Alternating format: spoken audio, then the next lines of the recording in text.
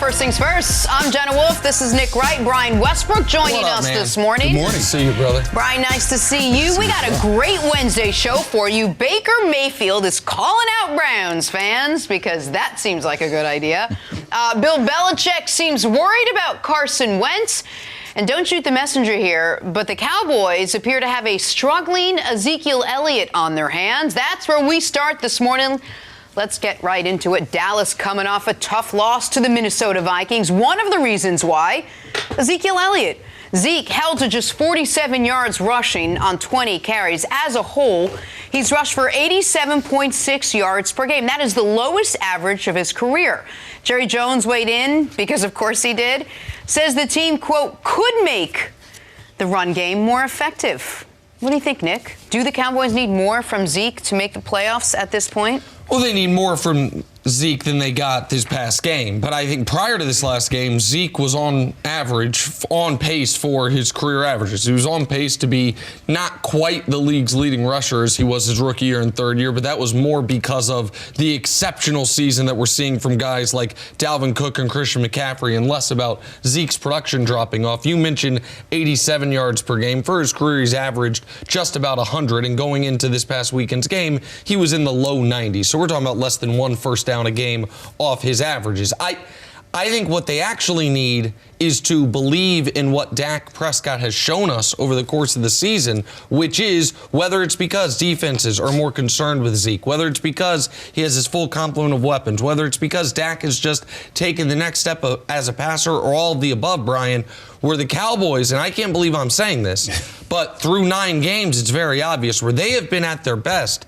is when Dak Prescott has been the focal point of the offense, when Dak Prescott has been the one that the offense runs through. Now, Zeke is still obviously one of the best pure runners in football. You don't go away from him, but you don't have such a dedication to him that you have a 2nd and 2 from the 11-yard line down 4 points in a game you got to have, and you decide this is the moment to feed Zeke, even though he's been struggling when Dak's playing one of the best games of his career up to that point. So what we've seen from Dak through 9 games is that statistically he's been one of the 8 best quarterbacks in the league. Zeke through 9 games, despite this past weekend's game, has been statistically one of the 6 or 7 best running backs in football. You need to marry those two, and assuming Zeke's Minnesota game was an outlier, that's the best path moving forward. But it's not just giving Zeke 35 carries like I maybe would have thought it was at the beginning of the season. I think you're right. When you talk about this Dallas Cowboys team for the last 3 or 4 years, it's all about running the football, run down your throat, protect your quarterback. At this point, you don't have to protect Dak as much. Now you can get him involved in the game much more earlier. You're not dependent upon Zeke to run the football. But Zeke hasn't been bad. 5 out of the 9 games they played this season, he has over 100 yards. Yep. Really, when you look at the Giants game, first game of the year, blowout win. Then you look at New Orleans, Green Bay, Minnesota. Minnesota has a very good run defense. Guys that can run to the football across the board at the linebacker position. Tough team to run against. At the time when they played Green Bay and New Orleans, they had very good run defenses as well. And so he's not having a terrible year. I just think if this team wants to be special, you need more of Dak, less of Zeke, because you're dependent on him so much. Look at the way the defenses are playing you. They're saying we're going to put 8 or 9 guys in the box. That's why Dak has been so explosive down the field. But you're not paying Ezekiel Elliott to be one of the 6 or 7 best running backs in the league. You paid Ezekiel Elliott dealing with the holdout, dealing with Cabo, dealing with all the PR, because you wanted him to be the best running back in the league. And the fact that you're even able to say, well, the way the Cowboys are great as if Dak is great is such a far cry from where we were when this season first started, when we just all assumed, because we knew that if this Cowboys team was going to be good, it was going to go through Ezekiel Elliott. Well, I think what Brian said at the end there is very important. I think one of the reasons you paid Zeke is because of how much easier he makes Dak's job. And if you're from watching these games, teams, despite Dak's numbers, teams are still selling out for the most part to stop Ezekiel Elliott. And that's one of the reasons Dak's having the year that he is. And if Zeke this year's on pace for over 1,400 yards, rushing yards, if he can give you that, then he's worth the money. He doesn't have to win the rushing title to be worth the money. If he is a guy who can be 90 yards per game rushing, moving forward with this contract, that is a great contract. It is a worthwhile contract because of his level of consistency that he's delivered. I think you make a really good point, Brian, twofold. One is, one of the reasons Zeke's numbers are slightly down is week 1, when it was a blowout, when he didn't have the training camp, when he was clearly going to be on a pitch count. But the other one is, to me, the more concerning one for Dallas, which is, you mentioned New Orleans, you mentioned Green Bay, you mentioned Minnesota. Now, were Zeke's numbers down in those games because they were down big against Green Bay? Because they weren't down big against New Orleans. They weren't down big against Minnesota, except for in the early going. Or were his numbers down because those are playoff caliber teams with playoff caliber defenses, and thus far this season, Zeke has not been effective against those guys? Well, we talk about the playoffs and you talk about playoff caliber teams. This is what you have to have. You have to have your offensive line winning in the trenches. And really, when you look at the defensive line as well as the offensive line for the Cowboys, this past couple weeks, they haven't played great. They've been average. That offensive line looks kind of slow. They're not getting up to the second level, blocking the linebackers. They're making it very hard on Zeke to run the football. Yeah, here's the other part to this. If you want to win in the playoffs, November, December, remember what Jerry Jones said at the beginning of the season. We need Zeke for the playoffs. This is when he's going to earn his money. That big contract that he just got, the playoffs, the ability to run the football and stop the run, that's going to be huge. That's when you need Zeke the most. The other thing you have to factor in, Nick, is that this Cowboys team finds themselves down in almost every game. And you're not going to really rely on that run game when you are playing catch-up in the first half of almost every game this season. Well, that to me is more on coaching than anything else. New Orleans, 3 points in the first half. Green Bay down 31-3. The Jets down 21-3. Played really well against Philadelphia. Then the Giants, same old story, down 12-3 late in the first half there, even though they ended up winning that game easily. And then this past week down 14-0. Slow starts for the vast majority of your season. Slow starts against every team with a pulse that you've played except for the Philadelphia Eagles. That's unacceptable. But one other point on this that is, to me, more concerning and less about the 2019 Cowboys and more about the Cowboys basically every year other than Dak and Zeke's rookie seasons. Their ineffectiveness and Zeke's inability to be great in short yardage and red zone situations is incredibly concerning. Going into the year, I said the number for Zeke that I want to see is the touchdown number. Could he have a 20 touchdown season? Because last year they were so bad inside the 10 and inside the 5-yard line. Zeke, his rookie season, had 16 touchdowns. Once again this year, you saw the Cowboys, hell, in the Vikings game, the drive before they ended up not picking up the 4th down, they get inside the 10 and they settle for a field goal. They get inside the 20 on the final drive and it stalls out. Zeke's got to be better in those short yardage spots, and the team's got to put him in a better position in those short yardage spots. Those short yardage spots are critical to winning football, and they were the best in the league at short yardage running coming into the season. The big difference is, again, that offensive line has not been together for a long time, all season long. You miss time with Smith. You miss time with Collins on both the tackles positions. Those are critical positions. You talk about continuity for that offensive line. You have to get that run game going. Hey, here's the other thing. For them to make the playoffs, I don't think Zeke has to be great. I think he has to be good. I think Dak has to be great. If they get great play out of Dak and good play out of Zeke, I think they can make the playoffs. And for the Cowboys this year, if you just go over their offensive rankings, they're 6th in points, they're 1st in yards, they're 5th in rushing, they're 3rd in passing, they're 1st in third downs, they're 1st in sack percentage allowed, which is good. They're 17th in the red zone. Like, one of these things is not like the other. Not adding up. In every other category, this has been an elite offense, except for at the most critical moments when they are settling for far too many Brett Maher field goals. We know he can hit from 60. Unfortunately, he's had to hit from 28 a bunch, and that's no good for any offense. Bottom line is, Jerry Jones thinks that this team could run the ball more effectively, which means it's going to be something that they're probably going to address moving forward. And I do wonder if Jason Garrett knew that, and if that had to do with Jason Garrett calling Zeke's number on 2nd down, on 3rd down, is knowing that, well, my boss always says this is the guy we've got to run through. And if they hadn't run through him, they might be sitting here at 7-3. Especially the way Dak was playing in that game. Or 6-3, pardon. Patriots, Eagles, they face off in a Super Bowl 52 rematch. All right, quick history. In that game, Philly had Nick Foles under center, and they won. In this game, it'll be Carson Wentz. And yesterday, Bill Belichick had some kind words for Wentz. Said he's a very versatile player, pretty good at everything. He's got a real good arm, can make all the throws, can throw on the run, throw in the pocket, get the ball to all the receivers. He reads coverages well. He's athletic. He can extend plays. He looks like a pretty smart guy. He's a really good football player. Looks really good at everything. Nick, according to Bill Belichick, Carson Wentz appears to be the greatest human that ever lived. Can the Eagles rely on him, though, against the Patriots?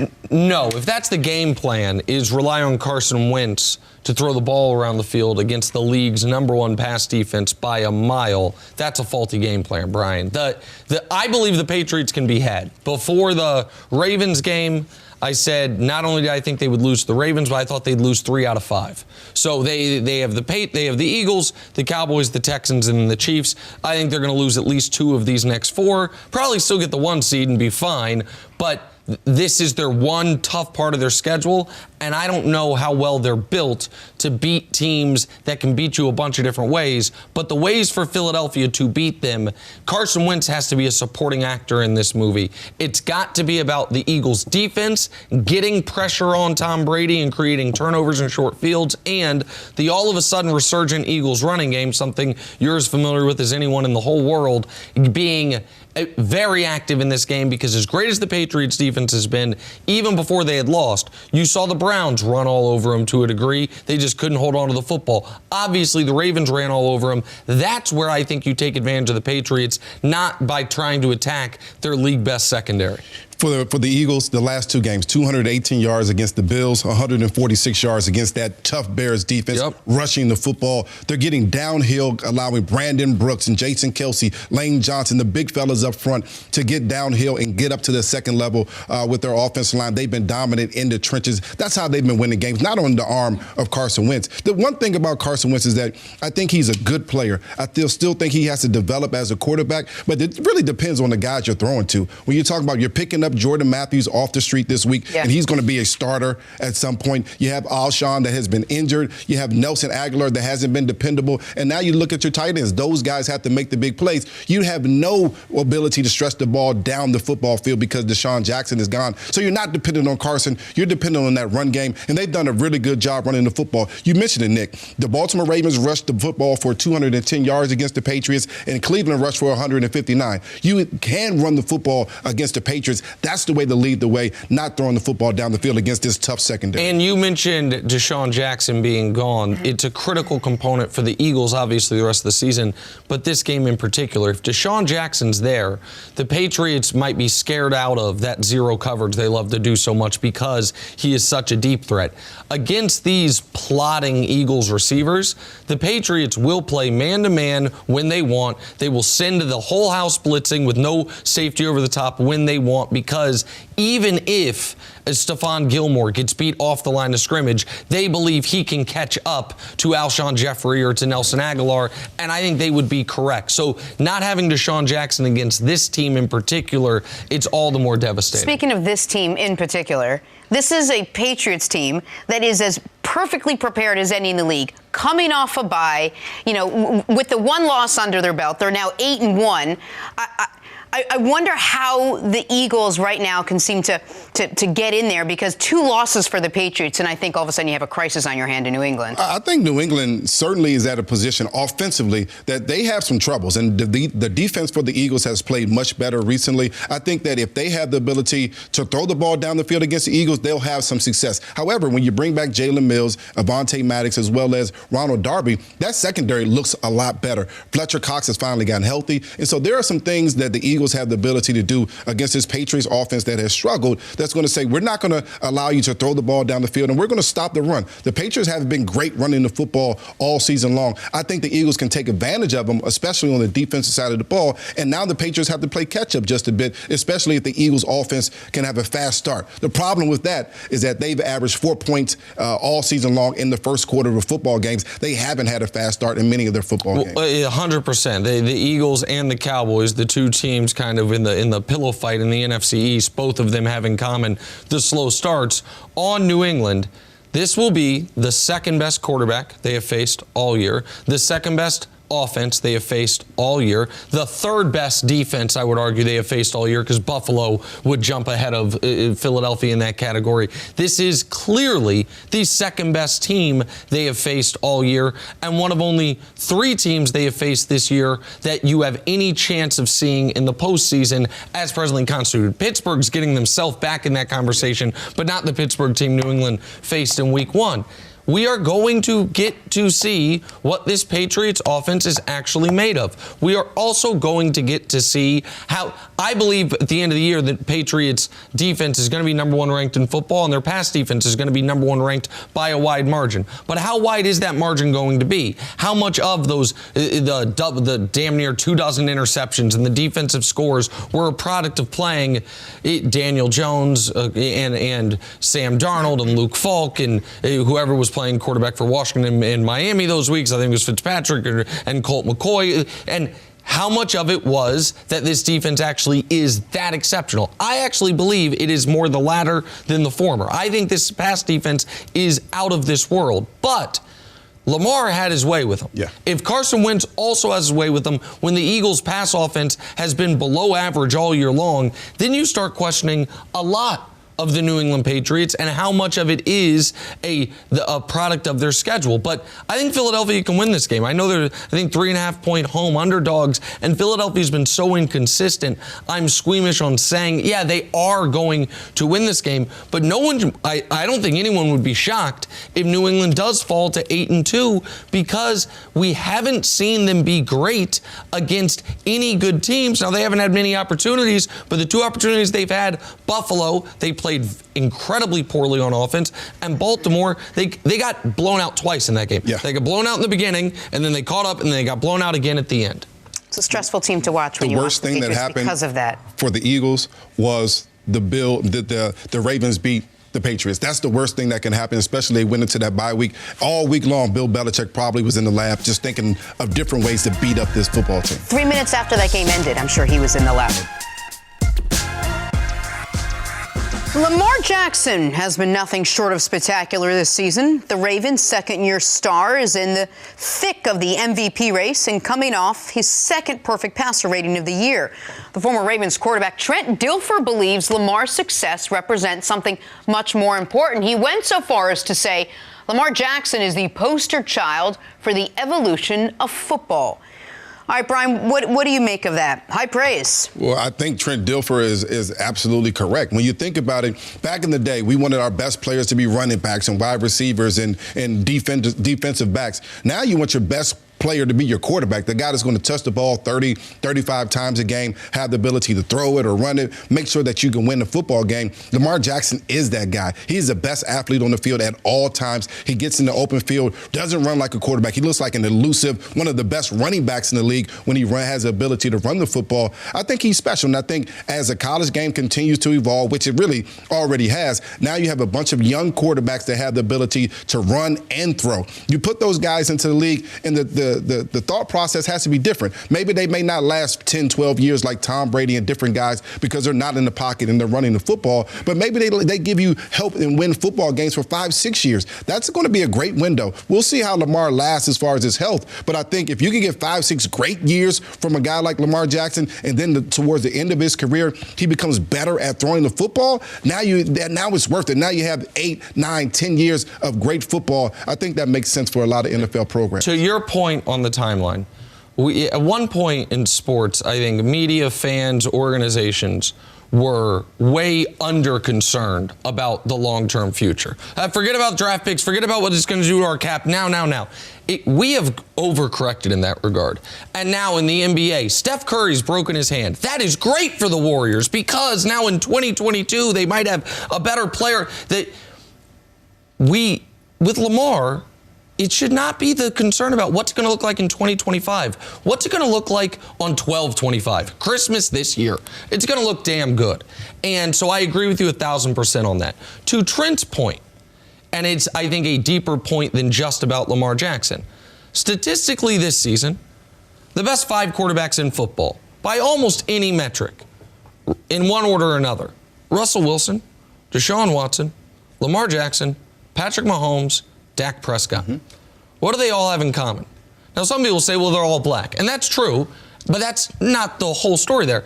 They are all quarterbacks who, partially because of race and partially because of style, would have been further overlooked, if not overlooked entirely, a decade ago, certainly a generation ago, and would have been forced to change positions a generation and a half ago.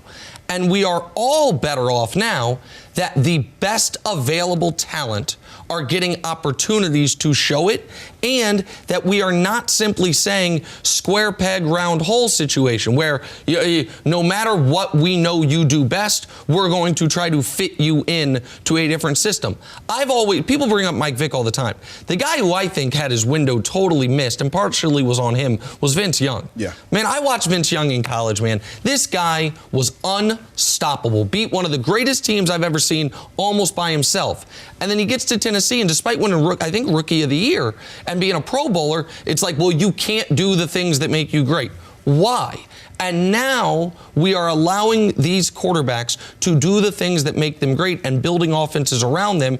And the entire league, the entire passing of this league and offenses of the league have been elevated because of it. Well, I think you got to give credit to guys like Greg Roman that have said, listen, I don't care what other people want you to do. I want you to be able to run the football when we ask you to run it and throw the ball efficiently and effectively and accurately. That's what we want you to do. We're not going to take away what you do well. And many people, just like you mentioned, back in the day, they would say, well, you know what? He's just a great athlete. He's not a good enough quarterback. We're not willing to allow him to develop. Greg Roman said, listen, we're going to use your athletic ability to our benefit, and it's worked very well for the Ravens. Yesterday, Reggie Bush on The Herd came out and said, because of guys like Lamar, I now want to let my kid play football. Whereas before, maybe I didn't. Now you see that there's an open path when kids are young, that perhaps they might be coached a little bit differently. Yes. Black kids allowed to play quarterback in this style that will be successful in the NFL. Well, and not feel like there is a ceiling. Like, okay, it'll work in high school and maybe it'll work in college, but for the super elite athlete, the kids, whenever we talk to obviously star athletes all the time, and a lot of these guys at 12 years old, people were talking to them about being a pro. Yeah. And those kids have always been steered to certain positions, and it's what John Harbaugh said to Lamar on the sideline in a really touching moment where he said, you're going to have for 20 years guys wearing number 8 trying to be you. And Lamar said, Coach, I'm just worried about this season, because he was so focused. But it does matter. And I mean, that not to sound cliche, this is the old representation matters thing. And of course it does. But even the deeper stuff aside, just from a football perspective, we have a scarcity of quality quarterbacks. And there's a whole pool that we hadn't been dipping from in the past that we now are. And it is changing the way pro football is played. All right, let's move on, talk some Colin Kaepernick. All 32 NFL teams were informed yesterday by the NFL that a private workout will be held for Cap Saturday in Atlanta. Kaepernick, who hasn't played an NFL game since 2016, tweeted yesterday that he's more than prepared for this moment. Said, I'm just getting word from my representatives that the NFL league office reached out to them about a workout in Atlanta on Saturday. I've been in shape, ready for this for 3 years. Can't wait to see the head coaches and GMs on Saturday. Nick, you've been in touch with Cap this whole time throughout the process. How do you think this goes on Saturday for Colin Kaepernick? Well, I'm incredibly happy for him. I had lunch with Cap 14 months ago, the very beginning of last football season. And he very flatly said, do you think I'm never going to play again? And the answer was, yeah. I mean, unfortunately, I don't think it's fair. I don't think it's your fault. But I think you have been effectively blackballed. I don't think you're going to get an opportunity to show the league how hard you've been working. Despite that, and despite how long it's been, he still, and I know this, is working out 5, mostly 6 days a week for 2 to 3 hours every day. Not just because he wants to be in great shape, because he wants this opportunity. I don't know, Brian, how real of an opportunity it is, but even if it's just a 5%, it's 5% more than he had a week ago, and he deserves it. He deserved it 3 years ago, but when we're right now 32 teams in the league, 16 of them have started multiple quarterbacks. So it's not just the question of can Cap be a starter in this league. If you're a backup in this league, you got a 50% chance of starting games at some point this season. Of course he's deserved this opportunity, and I'm incredibly happy he's getting it. Well, I'm glad that he's getting an opportunity. I obviously, just like you, I think it's a little bit too late because it's 3 years too late. It's kind of weird, the timing, week 11 of the football season, just a bit. But I think he certainly is qualified enough to be a backup quarterback. Similar to the quarterbacks we just got finished talking about, he has the ability to throw the ball and run it. So even if his arm isn't working great that day, he has the ability to run the football, and that scares defenses. We saw it last week with the Patriots. That scares defenses if you have the ability to run the football. He obviously is an athletic quarterback that can run the football. The question there is, are teams willing to take the risk, which I don't even think is a risk, what they feel is a risk for bringing Cap in at this point, especially not playing in the last 3 years. Well, and you mentioned how the quarterbacks we were just talking about. One of the red herrings people threw out there, but I think people glommed onto it was, well, it's not that we don't want Cap, but he wouldn't fit our system. Right. Well, how many systems would he fit now? How many of these quarterbacks that we're talking about would he be? The one we just talked about. Would he be? Hell, Ryan Tannehill just started games. You know the starting quarterback was there, Marcus Mariota. Cap plays a style a hell of a lot more similar to the one they were trying to run with Mariota than Ryan Tannehill was. Well, Jeff Driscoll just started this past week as well. I mean, there are a bunch of guys that he should be starting over, at least second-string guys that he should be playing in their place. It's obvious that he was blackballed. I think that this is a great opportunity for him. It's good that the league has set this up. I just hopefully, and I wonder the same thing as you, how real is this? Is this a real opportunity for him, or is this putting on a show for everyone else? And just if I may, because whenever he comes up into the news, there was a concerted disinformation campaign that muddied the waters on the actual facts. And I feel there is an element almost of responsibility if you have a platform like this to just, no opinion here, just remind people what the facts on the ground were, okay?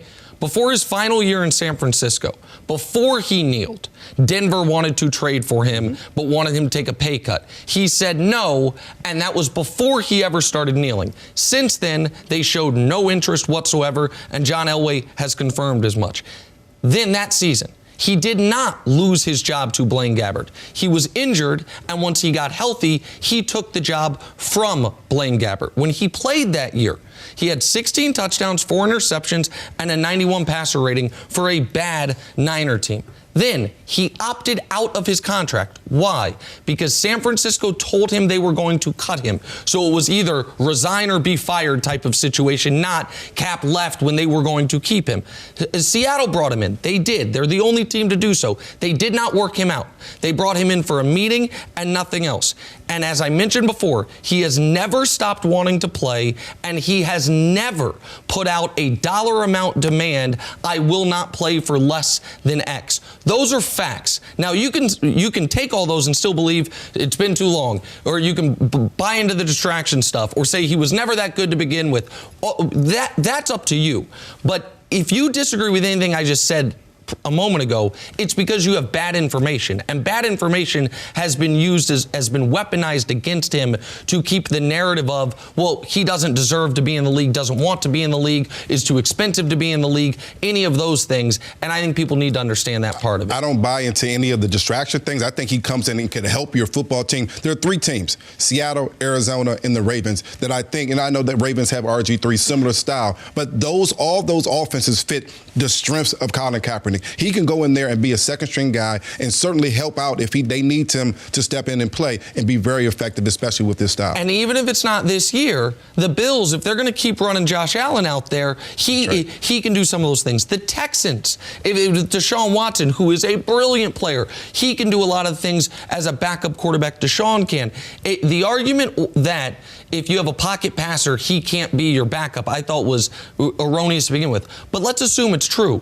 Well, then the flip side has to also be true. If you have a quarterback stylistically similar to him, then Matt Barkley shouldn't be Josh Allen's backup. A guy like Cap should be. And so I hope there is a team that shows up this weekend and seriously gives him an opportunity for next season. I'm not optimistic of that, and I tell Cap that. And it's an unfortunate story the way this whole thing has gone down. But I'm glad he's finally, at the very least, going to get to put on film for everyone, show them how hard he's been working and where he is. Absolutely. here. First things first, we're joined by Yahoo senior NBA writer Vincent Goodwill. Good morning. Hey, After Vince was How you throwing doing? all that shade yesterday, I didn't want him to be so Shifted close. him over? He had to scoot over one seat. I was a little put off by it, but he's here, so we'll deal with it. I was distracted by his man weave, so I asked him. Man weave? Man weave. Sit a little Okay, further do we away. Well, need that's a this first. canner back here to rub his hand through my hair? Get rid of these lies? My God. All right, here we go. The hype surrounding the Clippers Jenna this says, offseason, here we go. Vincent. She's not interested by our banter. She's At like, all. let's get to sports. Well, I don't have any follow-ups to man weave. No problem. Oh, fair. I'm sorry. Anyway, ahead. the hype surrounding the Clippers this offseason, not just about how Kawhi would follow up last year's success, it was about how he would do it alongside Paul George. This Thursday, fans will finally be able to see what the two look like on the court together. Or maybe not. You never know with Yeah, Kawhi. probably not. Back to back. George missed the team's first 10 games after undergoing rotator cuff surgery in May, but he will be on the court when the Clippers face the Pelicans this week. All right, Vince, are the Clippers the best team in the NBA once Paul George is healthy? Once he's completely healthy, because let's make a distinction here between being a guy being ready to play, available to play, and him being 100% and being healthy. I don't think with anybody, anytime you have a shoulder surgery and you're missing two of them, and you're missing this extended period of time, that you're completely healthy when you first come back. But let's take the factors into account. They have the second strength of schedule in the NBA so far. They've lost to Phoenix and Milwaukee, two of the better teams in the league.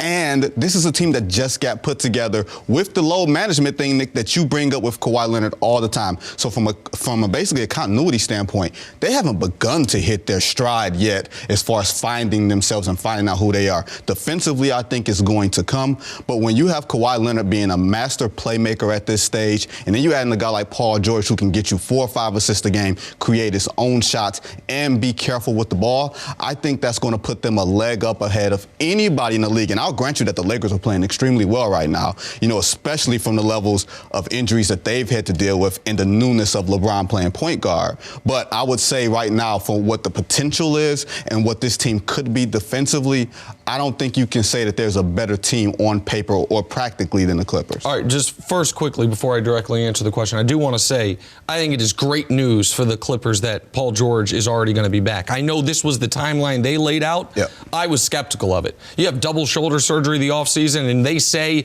mid-November. I would not have at all been shocked if that turned into mid-December. One of the reasons that I thought the Clippers had a real opportunity, and still do actually, but a real possibility of being in that 4-5 matchup was because I thought Paul George was going to miss 20 games. Missing 10 instead of 20 is great for them, even if it takes him a while to become the fully actualized Paul George, which I agree with. To your point, though, about your question, are they the best team in the NBA? If they are going to be, it is all about projection. Because through 1/8 of the season, they have not been anywhere close to it. Through 1/8 of the season, they have the number 8 offense. This amazing defensive team has the number 20 defense, and there are 10 teams in the league with the same or better record than the Clippers. Now, record-wise, everyone is so bunched up that one loss or one win can determine that immense amount.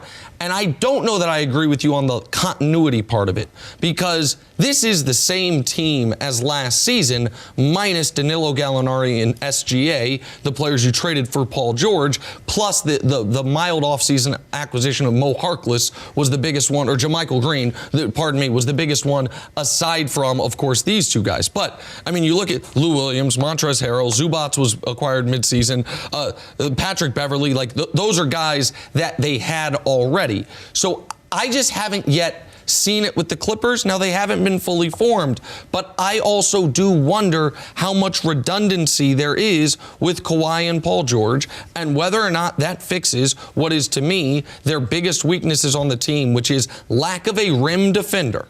Very few defenses in NBA history have been top 3 defenses in the league without a rim protector, and lack of point guard and lack of backcourt defenders. Like, you have maybe the two best wing defenders in basketball, but the other pieces on the chessboard are easily knocked over. So I don't think they're going to be the best team in the NBA. We both know thus far to this point in the season, they have been far from it. And I really, really like Paul George, but I think I feel the team is more oddly built than most people feel, even though you have 2 of the best 12 guys in basketball. Wait, did you just say that from a perimeter defense standpoint that you have questions? Have you ever heard of a pit dog named Pat Beverly? Did you miss that?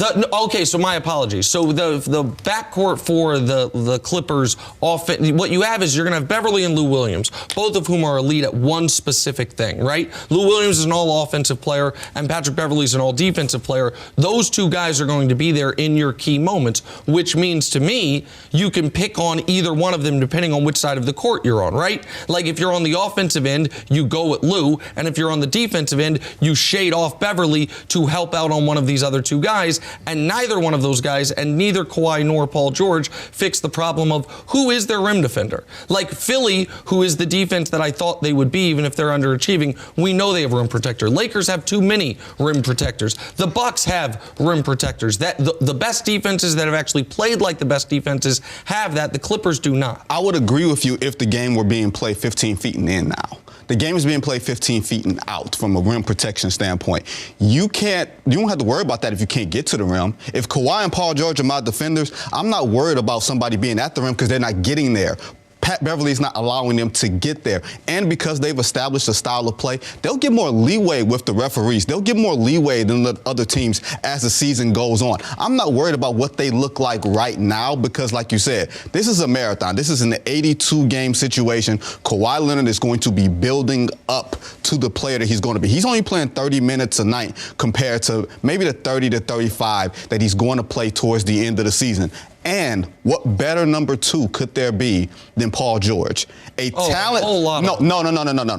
From a number one standpoint, he's a talent as a number one, but he's much more comfortable being a number two. We saw that in his days in Indiana. And to be able to coexist with Russell Westbrook for those years in Oklahoma City and to do what he did without much of a problem, to me that says he's much more comfortable being in the shadows of a better player compared to maybe a team that you're going to say is the best team, LA, where we have to figure out how AD and LeBron coexist with those on and off numbers not looking so great right now. Okay, but so the Paul George point, I agree with you that he is an overqualified Robin and an underqualified Batman, and so being in the Robin role is ideal for him.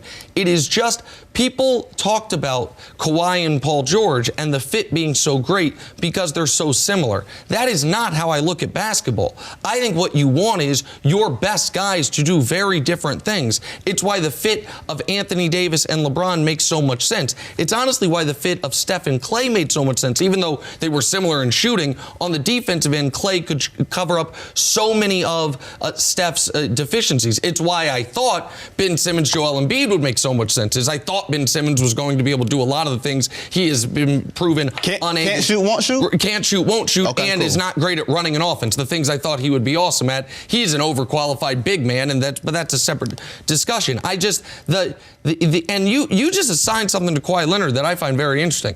He's going to all of a sudden play big minutes. That'd be a first. I mean, I'm excited to see it. Last year was the most minutes per game he's ever played in his career. It was 34. This is a guy who twice in his career has played more than 66 games in a season. Like, I'm excited to see it. I'm excited to see this heavy minutes, heavy usage Kawhi Leonard, who at this point is the greatest part-time basketball player I've ever seen. But a full-time player is going to be necessary for them to be the team you're talking about. Is there less pressure for him, too, if you get a healthy Paul George back, a successful Paul George? Is load management not suddenly the headline coming out of every single Clippers game if you get healthy Paul George back?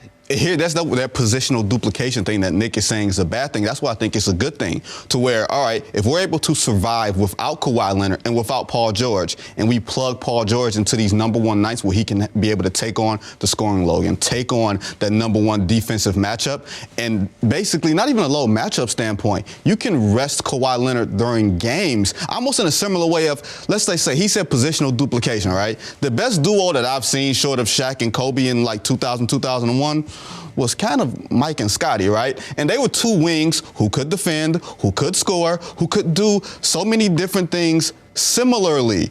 And Nick says that there's positional duplication. They were drastically different players. Yes, they were drastically different players, but they could be interchangeable and play similar roles. No, not Scotty. Scotty, I'm not a fan of Scottie Pippen. He was not going to score 40 on a given night like Michael. But you had the best two perimeter defenders in basketball who could shut down perimeter wings at any given notice. No doubt. When it wasn't even a wing game at that point, and it's a wing game now. Absolutely, and I know that people are calling Kawhi Jordan because of the mid-range jump shot, but and I listen, he is without question one of the 5 best players in basketball. He's sensational. But Jordan wasn't playing no 30 minutes a night, and he wasn't playing no 60 games a year. He's playing 38 minutes a night, and he was playing 80 games a year. And this idea, again, I just let me see it. Like, let me ask you this. As we sit here, 7:30 a.m. Eastern on Wednesday, whatever day it is, do you think Kawhi Leonard's going to play today and tomorrow? Do you? Put it like this. No, but does it matter? Yeah, it does matter. How does it matter, Nick? Because with a loss, they're the 7th seed. And what's today's date, Nick? Okay. It is November Right. 13th. And once March rolls around, they roll off your losses like bad grades on the school card. 3 lowest grades go away from the Russian judge. You should know all about that, don't you? Oh, yeah. Okay, let's just see. I'm excited to watch Kawhi Leonard play basketball at least one night this week. Back-to-back is what? Tonight and tomorrow night? Tonight and tomorrow. So my guess is maybe he plays tonight. It's on national TV. Not tomorrow. Or tomorrow so with then we Paul gotta George. wait for Paul George. I don't know. They have 7 back-to-backs between now and the middle of March. Who cares?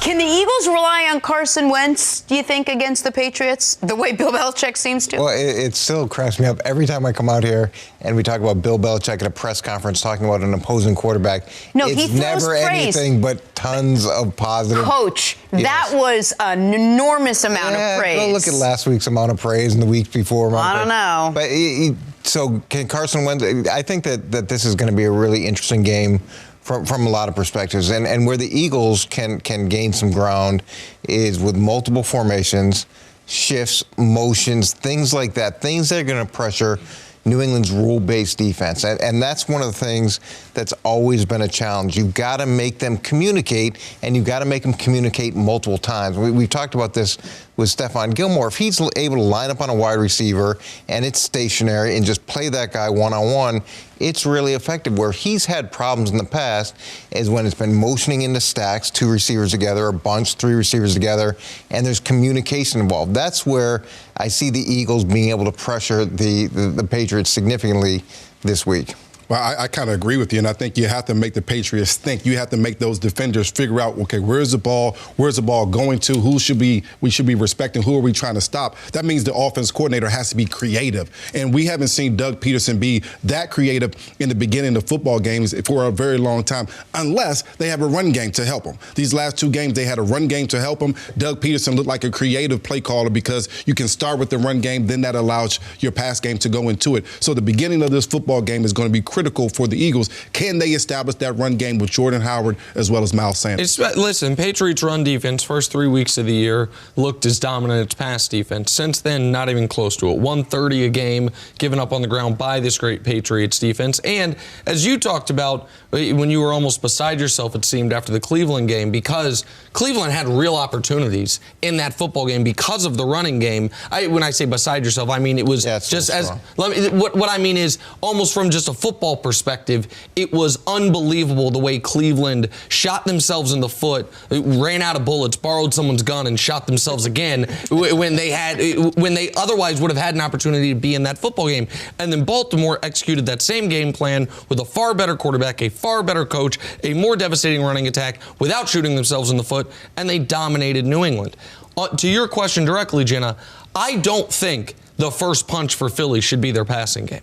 I think that Philadelphia should use that as a counterpunch, but where I look at Philadelphia as having legitimate advantages in this game is their defense against the Patriots offense across the board and their offensive line against the Patriots defensive front when running the football. The lack of team speed for Philadelphia, I think, is going to hurt them throughout the season, but particularly in this matchup, because if you don't have a receiver that you're worried about beating you over the top, why would New England not do so much of that cover zero or the cover zero bluff that we've seen them be so effective with? Because you're not worried about Nelson Aguilar all of a sudden beating one of your corners, for a 60-yard touchdown.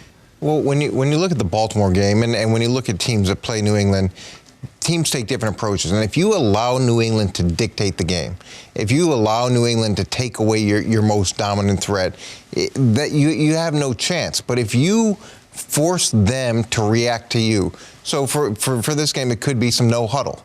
Okay, so that could take them out of the things that they want to do.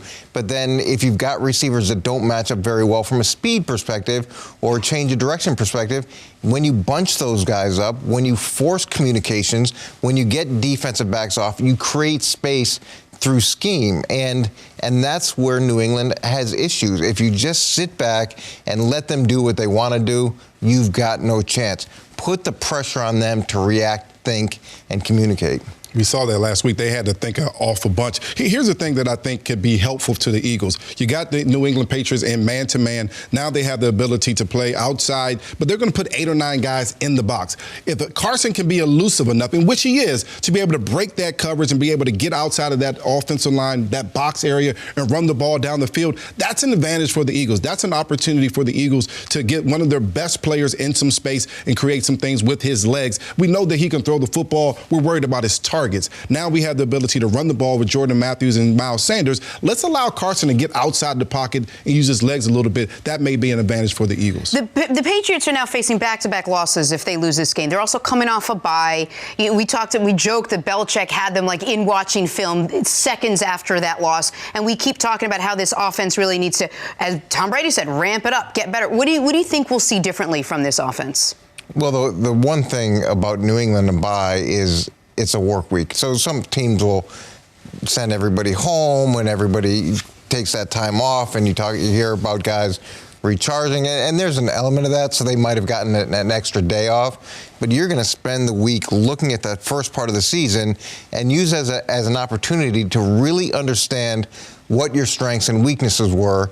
And in terms of preparation for the next opponent, those extra few days gives you an opportunity to truly attack the weaknesses. And look, New England's always good at that, but that extra amount of time to be able to go back and watch maybe a few more games and attack some spots that they haven't been attacking before is something that's always been a trademark in New England coming out of the bye. And what is, to me, most shocking about the Patriots offense is even in years where we have felt they are undermanned talent-wise, they have been great in the biggest spots, meaning great on third down, great in the red zone. It's one of the reasons why you've talked about don't look at yards, look at points. Because even if you don't get to the red zone often, if you're turning threes into sevens, your offense is going to be effective. And now the Patriots are second in the NFL in points this year, but to me that's wildly misleading because it's so much of it has been generated, not just literally the defensive scoring touchdowns, but extra possessions, short fields, and the defense putting them in position.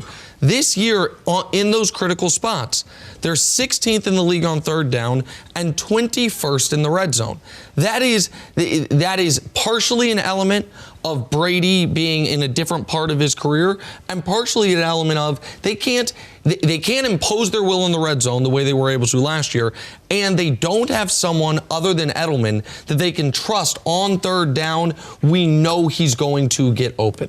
Well, they didn't. The addition of Mohamed Sanu helps significantly, and then whatever they get from N'Keal Harry, that's going to help. We'll see where Isaiah Wynn is. It's rare for a team to be able to get 2 first-round draft picks back at this point in the season. And I know they haven't played significantly, and we don't know what contribution they're going to make, but they still have that influx of talent that I'm sure they'll maximize in some way.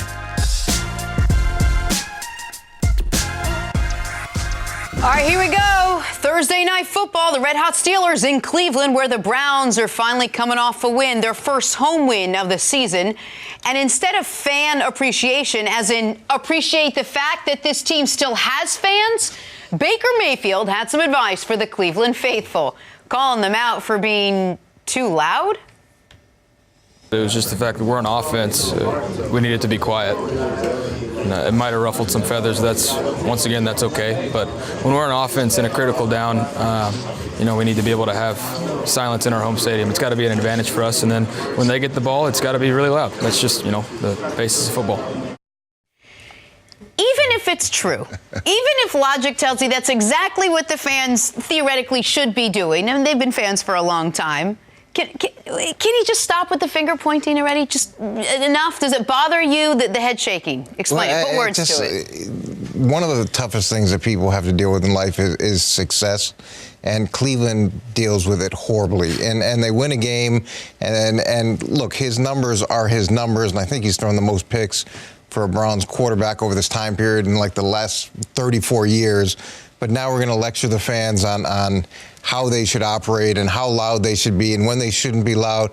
Just just take a step back and focus on the Pittsburgh Steelers, not the fans, not your facial hair, not your sneakers and whatever design they have, not the $100,000 watch that you have. How's Odell getting? Can we just love it?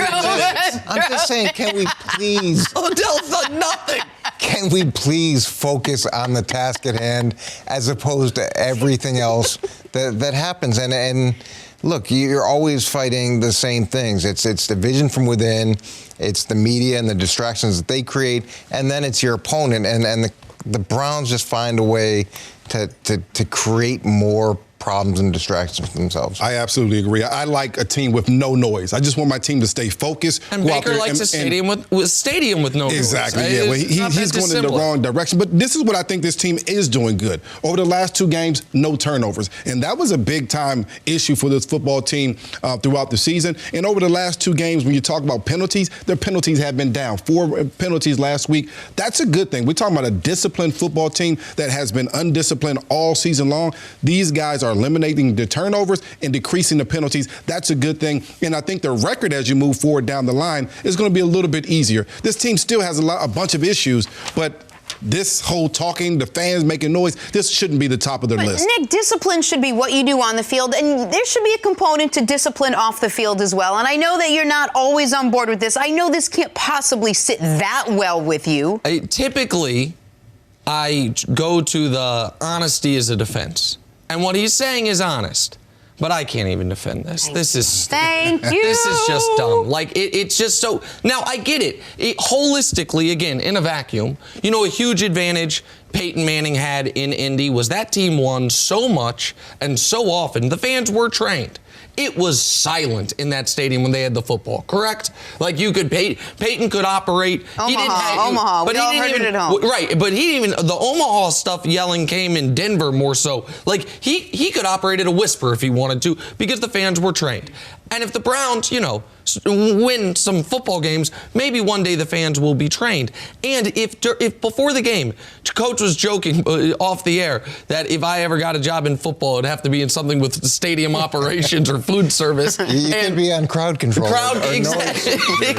Exactly right. Be the noise coordinator. If Baker, honestly, if this is really bothering him, if he wants to go to Dorsey or to someone and say, hey, can we do something during the game where they put on the Jumbotron, hey, reminding the fans, stay silent? I know that would kill you, but it wouldn't be as bad as this, Coach. It wouldn't be as bad as doing it publicly to the media. So even if he's right that the home crowd should be an advantage, he's wrong for saying it. And my other problem with Baker thus far this year, even though I still really like him and I still think he can be really good, and I still think the Browns one day can be really good, is you cannot be parsing the refs, the fans, all the things you've been parsing when you have been the single biggest problem on the team, not named Freddie Kitchens. You just can't. It's just when you have been, I can't constantly be 30 minutes late to the start of the show and then be like, man, our stage manager Joe got to get his stuff. Like, it'd be ridiculous, even if it's our stage manager Joe's great. But even if it were true, it would be totally unfair. Baker has been as big of a part of the problem as anybody, and the lack of accountability no self-awareness. That just really is to me huge. And I want to support him. I want to be the guy on set to be like, you guys are unfair, like he was being with Odell's watch. Give me a break. But that's part of it. But there is no defending how Baker's conducted himself on or off the field thus far this year. But it's even like Jarvis Landry last game, who had a great game and then comes out right away and talks about how he's being disrespected. It's great. You have success and things are trending in the right direction with turnovers and with penalties, and that should be the focus. It's everything else. And look, Browns fans are loyal. They want the team to desperately be successful. They care. They'll do whatever they can to help. But to attack them or to even imply that they're not smart enough to figure out that they need to be quiet on offense, like it's rude. It's disrespectful. It's off-putting. Coach, and you know this, your quarterback, when he speaks, he sets the agenda for the team. When he speaks out into the public, they should be talking about winning football games and how they can win games. This conversation about the fans, this is not going to help them. Patriots at 8-1 have the best record in the AFC. They are preparing to face Carson Wentz and the Philadelphia Eagles. But are they your best team in the NFL, Nick? No, they are not. You will see it shortly. So. This is not a standings. It is a power rankings. These are the 8 best teams in football. One might ask, why do I do 8? Why don't I do 10? Why don't I do 5? 32-team league. 8 is 1/4 of that. So the top quarter of the NFL. We will start with the 7-3 Minnesota Vikings. The Minnesota Vikings have wins over the Raiders, the Eagles, and the Cowboys. Since Kirk Cousins had a near mutiny on his hands, he has been statistically one of the very best quarterbacks in football, but most importantly, that man right there. Christian McCaffrey's gotten the headlines understandably, but Dalvin Cook has an argument that he has been the best running back in the NFL. The Vikings, to me, are number 8, Brian Westbrook. I could make an argument that they should be a lot higher. Listen, anytime that you can run the football and stop the run in November and December, that's going to bode well for you. You add to that 2 very good receivers when you add Thielen back, and Kirk Cousins now has showed that he can win in primetime games.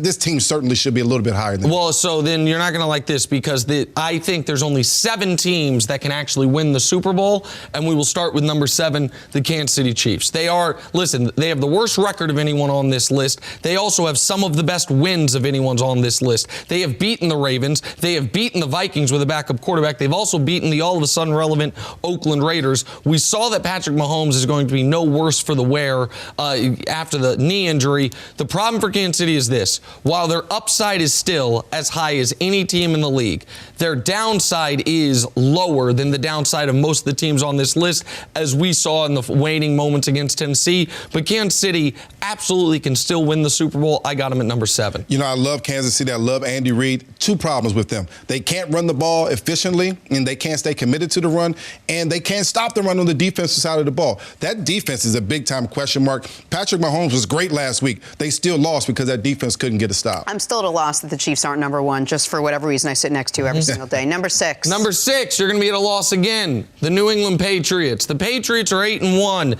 You might say they should be higher. I would say why. Like, just make the argument that doesn't have to do with what their record is. They have this season 1 quality win. It is over the Buffalo Bills. Tom Brady has been, right now, statistically an average quarterback across the board, but that defense is statistically, historically great. Now, they're about to face much tougher tests. The reason they are as high as they are, despite the questions about the offense, is because they have the greatest coach ever. That defense, I think, will travel everywhere. And Brady, I do think, is holding something a little in reserve for the postseason. I think some of the plays where he's throwing it away and going down in the playoffs, he'll take that hit and deliver that pass. But right now, I've got them number 6. Big-time question mark about the Patriots. How do they come back, and how will they play this week facing the Eagles? How do they respond after getting beat up by Lamar Jackson and that Baltimore team? Can that offense get better? And who's going to be the guy that they're going to throw the ball to in critical situations? Gronk's no longer there. Number 5 is the team with the other best record in the NFL, the San Francisco 49ers. They're also 8-1. Their schedule's been soft up to this point. Their best win is against the Kyle Allen-led Carolina Panthers. We know how great that pass rush is. Last week notwithstanding, we know how excellent the running game is. The questions are about that man you're seeing right there. Only 4 quarterbacks in football have more turnovers this year.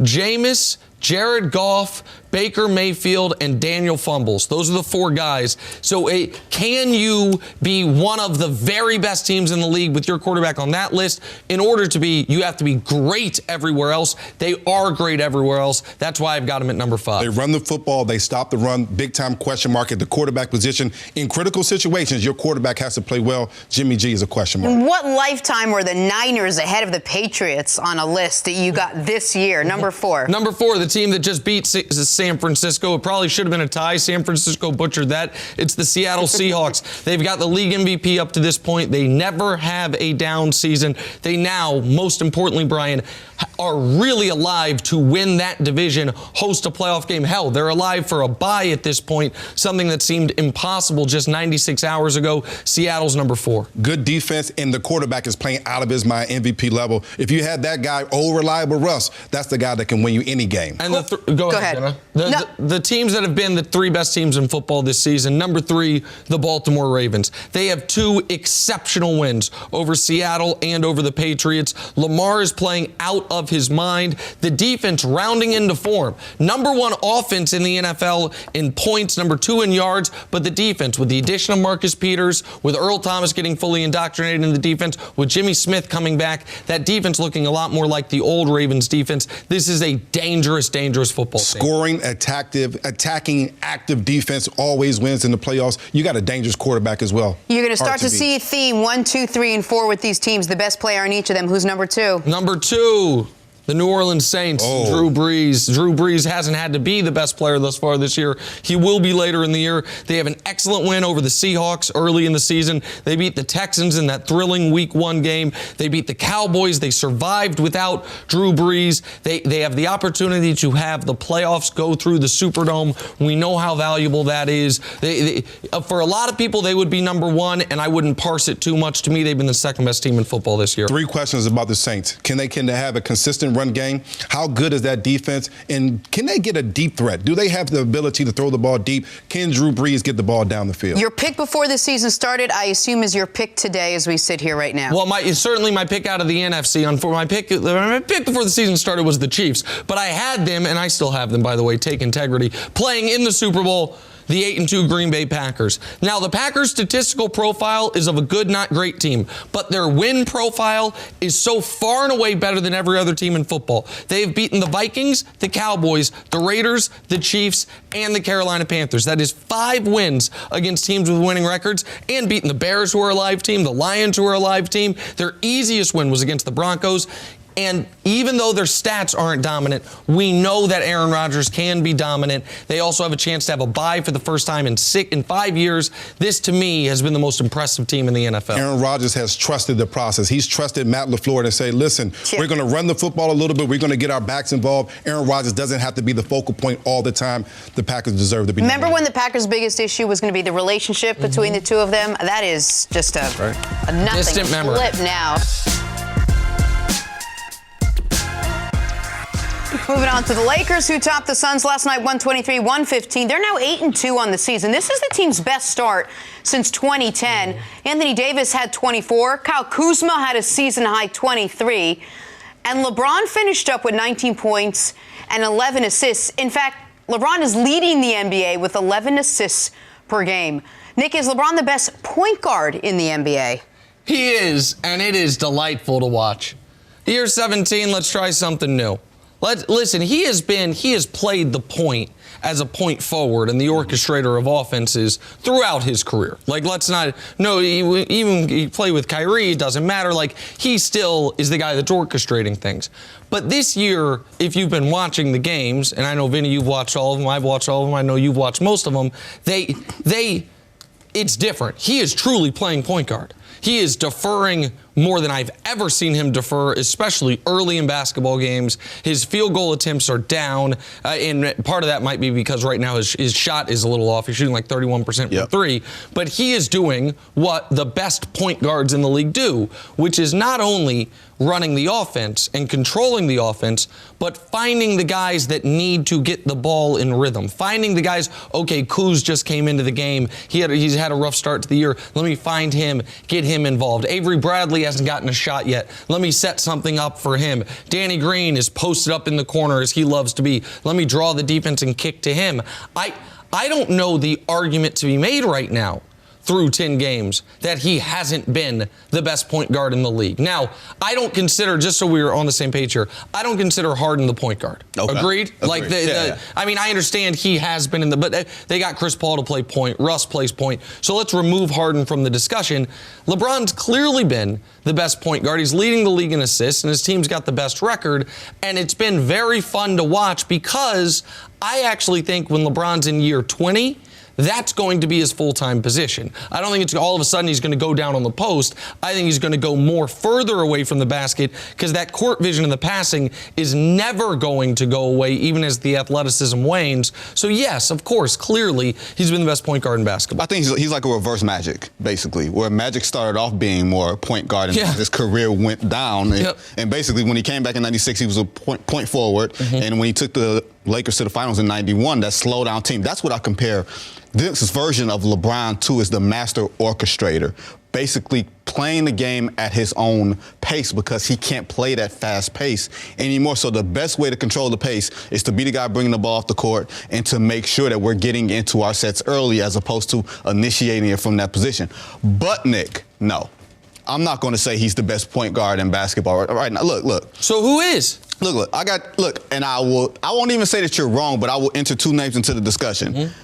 Luka Doncic is playing excellent basketball right now. I love him so much. He's nearly averaging a triple-double, 28, 10, and 9. Yep. Okay? For a Dallas Mavericks team that does not have Anthony Davis, that has Kristaps Porzingis playing poorly. Very poorly. Porzingis. And that team is nowhere near what we thought they were going to be from a talent standpoint. He's carrying them. Now, I don't know exactly how much greater he can be than what he is right now. I think he's pretty much the closest thing to a finished product. Yeah, to you a don't have product. to be that much better to be an MVP candidate. Exactly. Look, 30, 10, and 10 is pretty damn impressive in itself. And a second guy that I'm going to bring up, his team is playing under 500 right now, but Damian Lillard averaging 32, 6, and 5 for a Portland Trailblazers team that's a little underachieving right now, Nick. You cannot dismiss that type of game. Listen, Luka he's my adopted Slovenian son. I love him so much. So wait, like you are my adopted basketball son. Exactly. Okay, so right, Jenna, you asked me if I have kids. It's just There's me. one. Just me. I think I might be older than Vinny, but it's just me. I love Luka. There was once upon a time I was sending you Luka Doncic videos 3 years ago when he was playing as a 16-year-old the grainy old video. He's unbelievable. I love him. And Lillard continues to be one of the more underrated players in the league. And by the way, the guy who Luka was traded for, Trae Young, is having one hell of a season. However, here's what is not going to happen. What's not going to happen is for the better part of 5 years, LeBron's whole time in Cleveland and his first year with the Lakers, no matter how overwhelming his offensive numbers were, if people wanted to discredit him, what did they say? Well, what about that defense? Even though he was still one of the best on-ball defenders in the world every year, well, his off-ball defense and the team defense. What's not going to happen is now, when the Lakers are the best defense in basketball, when LeBron, according to the nerdy advanced defensive stats, is a top 5 defender at his position or any position, top 5 defender in the league, that we are going to include Luka Doncic, Damian Lillard, or the guy I brought up, Trae Young. Because Luka is a minus defender, Dame is a minus defender, Trae will always be a minus defender, not his fault. And LeBron is a minus shooter, and all of those other guys aren't. LeBron is shooting 27% between 16 feet and out. That is not good. When he was at his height in Miami, he shot 45% from 16 feet. Now, that's the free throw line and out. He is basically, at this point, more of a finisher on the inside, even though he's operating the offense from the outside. Right, to be in this game, Nick, this game is a shooting game now. You have to be able to shoot, and LeBron is not a plus shooter anymore. That is what I'll give you. Listen, I feel like you are getting a little ahead of yourself saying LeBron's not a plus shooter anymore. He has not been a plus shooter thus far this season. And if you think it's going to stay like that the rest of the year, maybe off the air we can make a little wager about what the percentages will land at, because right now he's at 31% from 3. Here's guessing he ends closer to 35% from 3. Now, the thing I thought you were going to bring up was the free throws. And last night, the free throws all of a sudden reared their ugly head again in a game that was nip and tuck throughout, and he has to get those at least partially right. But there is not, if we are being honest, the Mavericks or the Blazers, if they had the opportunity for this season to flip out at point guard LeBron James for Luka or LeBron James for Dame, they would do that in a heartbeat. Year 17, 56,000 minutes or not. It's a lot of work, though, for LeBron James. Is that sustainable? Do you think he can do that? Are the Lakers asking him to do too much every night? I think bringing the ball up the floor, Nick, is going to be something that wears on him throughout the rest of the season. And I know you think it's probably something really simple and really easy, but when you stick those point guards on him, those defensive guys, and say, hey, we're going to turn you around 94 feet from the rim, and you have to initiate offense late, I think that's something that's going to wear on him. Year 17, you're absolutely right. You're going to have to find ways to spell him during the games, spell him during the season, so that he's at his best later in the season and later in games. Nick, you cannot discount that. The numbers look good, but you have to look big. You have to look big picture, I think, as far as LeBron and as far as this Lakers team, not just Anthony Davis. Listen, the workload is obviously unprecedented. He's at 46,000 regular season minutes, 10,000 playoff minutes. Only Duncan, Dirk, Kobe, Kareem, and Karl Malone ever played more combined minutes in their careers. Luckily, we have the greatest athletic specimen in the history of the world on our hands here, so none of the old standards matter. None of them. Like, we saw a Warriors team go to 5 straight finals, unprecedented aside from LeBron in the modern basketball era. And now all of them are broken. They're all broken. LeBron went to 8 straight finals, and then that finally wore on him to where his groin pops. And you know what that groin pop did?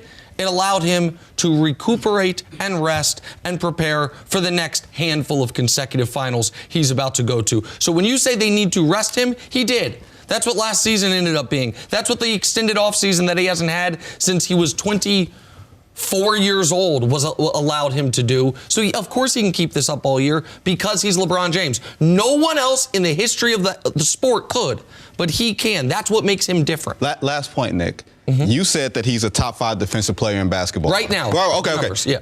Does that keep up for the rest of the year? Because you said the shooting will improve, and that's a 10-game sample size. No, I think he'll probably slip to like top 12. So I just want to make sure that you're not using arguments and being completely inconsistent with your standards. I don't think you would never do that. I don't think it'll stay top 5. I think it'll slip to around top 12. Thanks, Vinny. Thank you for listening to the First Things First podcast. Remember, leave us a review and tell us what you think. Subscribe to the podcast on Apple Podcasts and catch us on FS1 Monday through Friday, 6:30 a.m. Eastern.